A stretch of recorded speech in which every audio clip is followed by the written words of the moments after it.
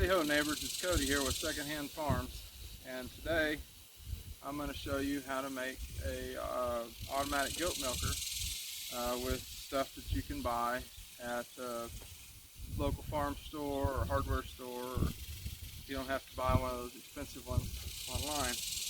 Now, it's not going to work probably as well because these don't pulsate, which means it kind of turns the vacuum on and off and kind of does a pulling motion like this.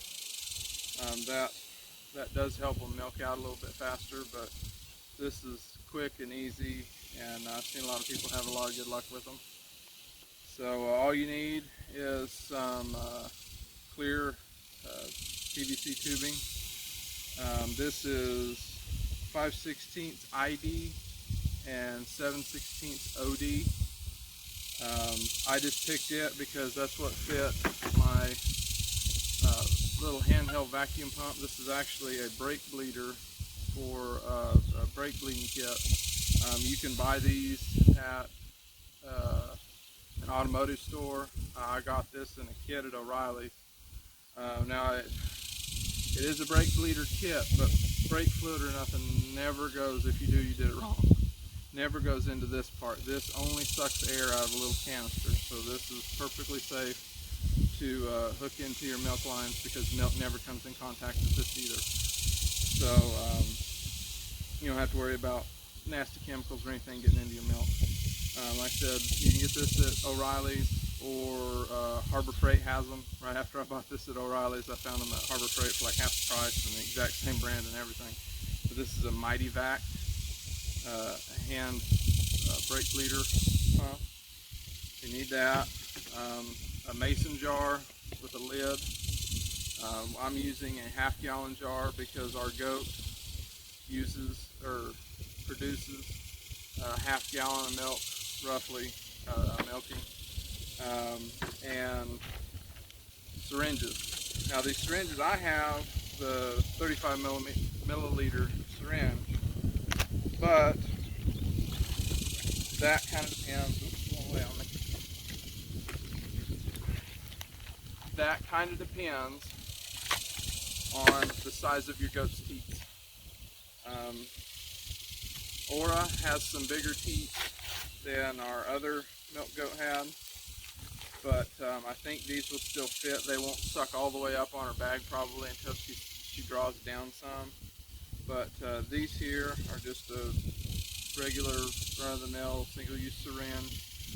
I did get the one with the twist lock for the needle because that's why I got this size of hose too. It fits perfectly into the hose, just like that. So let's get started. I got my drill too.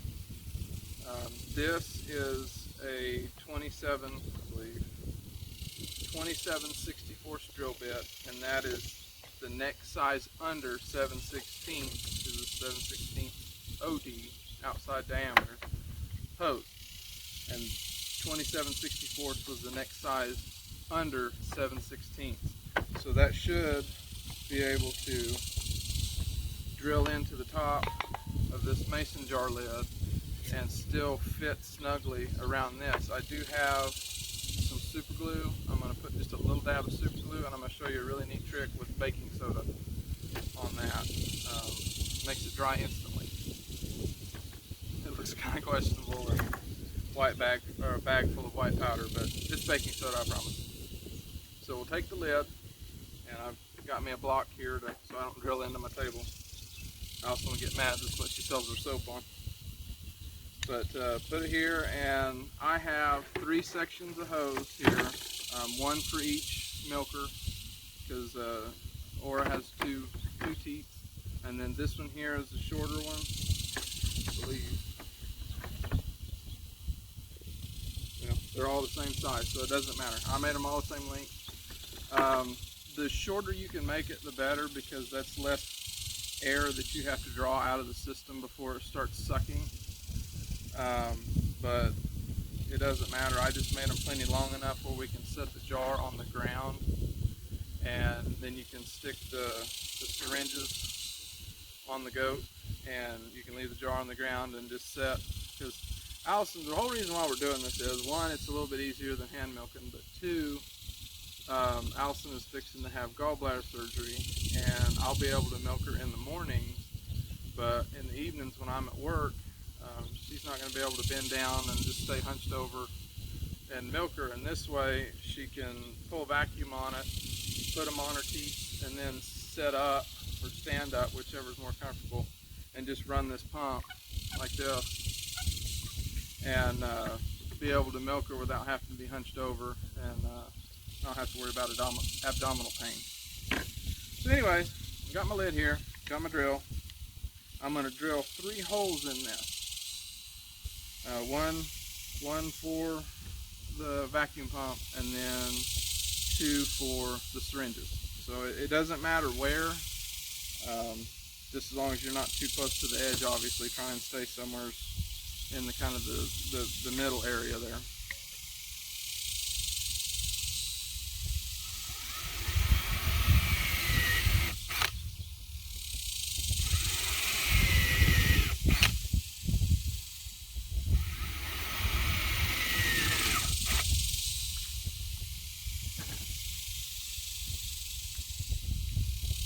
Watch them edges, are going to be pretty sharp. I got a couple little birds here.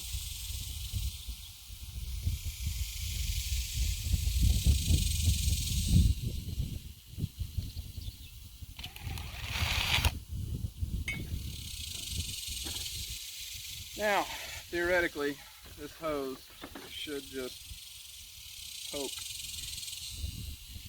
yep, right in there. There. Yep, just like that. I'm going to stick all 3 of them in here. I'm not going to stick them in very far, because by the time you get this pretty close to full, that milk is going to be pretty foamy, and we don't want milk to go down the line going to our vacuum pump, because then it'll get the vacuum pump, make it all nasty. So we'll go ahead and poke all these through. I'm just going to stick them all just inch or so down. It really doesn't matter. Like I said, just as long as they're out of the milk, it's perfectly fine.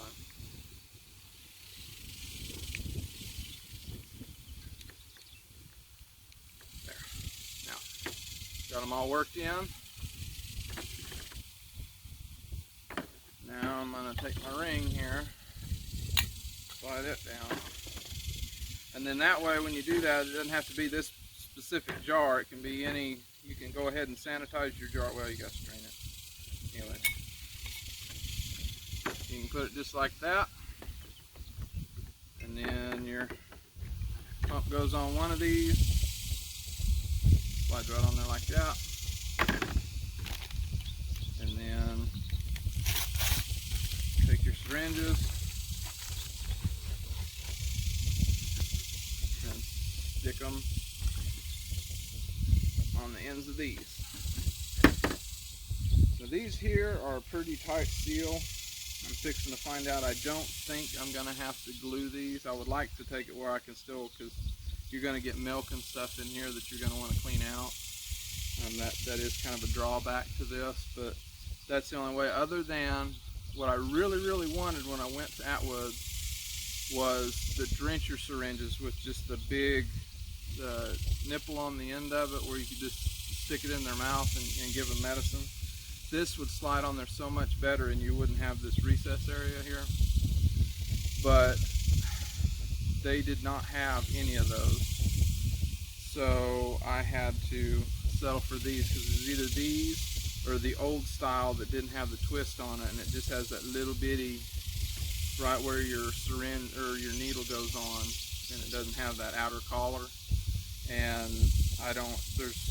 it would take forever to suck milk on a line that small. So I got these because the hose fits on there just perfect. Now I'm going to leave these in for now, because that way you can draw a vacuum on your canister with your plungers in, and then you just kink it off, hold it with your hand, pull your plungers out, and then you can stick the teat in there, and then let it go, and then it'll pull suction on the teat, and then you do it both sides, and then you can pump it as you need to. So that being said, let's go ahead and seal this, and I'll show you the neat trick with super glue. Now this is actually Gorilla Glue, but I'm pretty sure it'll still work with it. So you take your glue, you know, dab it all around where you're wanting it at.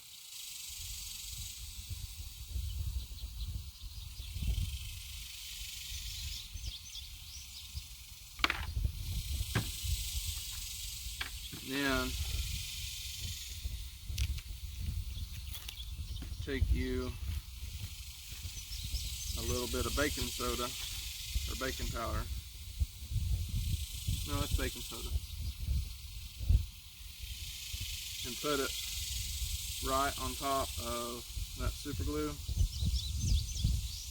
And there's a chemical reaction between the super glue and the baking soda, and it sets up like instantly. It also works great if you got doing stuff with super glue and you get super glue on your hands.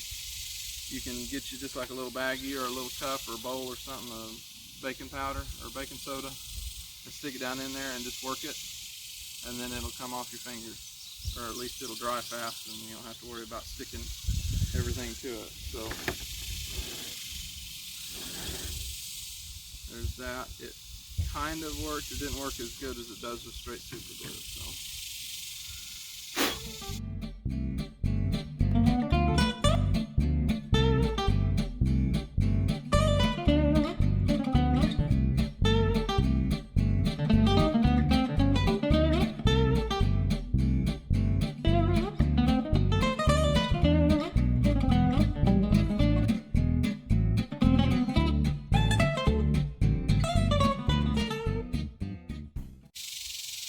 We will check it here after a while and see if it's set up good enough to try and use. Try it out and show you how that works. So hang in there and we'll be right back.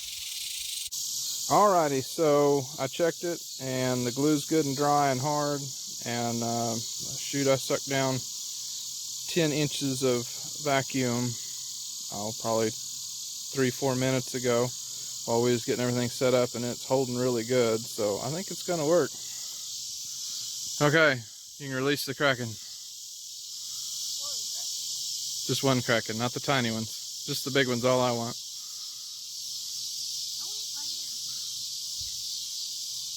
At least you have them.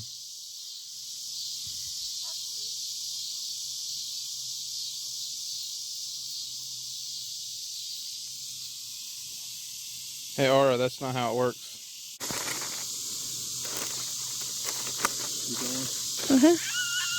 Alright, wipe her teats off. Get them nice and clean.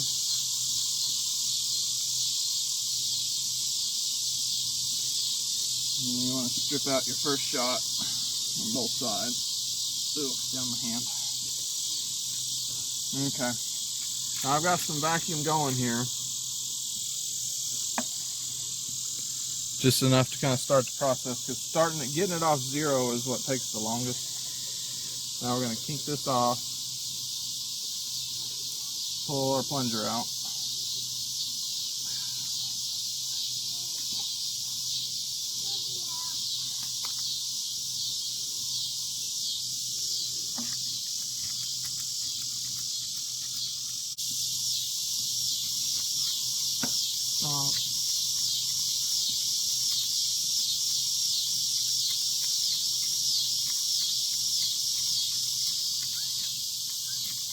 I think we could have stood to have some bigger.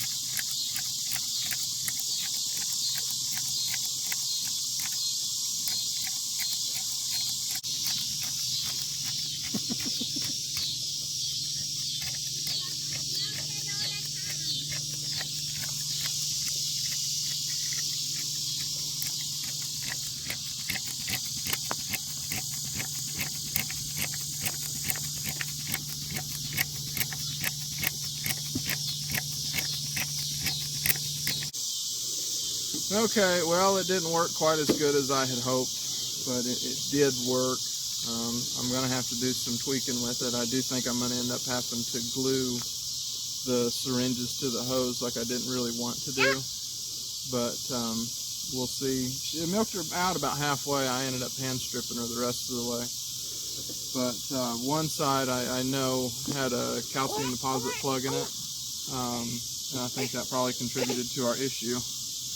But other than that, it wasn't a complete success, but it wasn't a complete failure. So a few more tweaks and we'll see how it goes. At least we have a little bit more time before Allison has her surgery. So got a little bit more time to mess with it. Thanks for watching, and if you try it, I'll try and do another update on things that we've changed to make it better.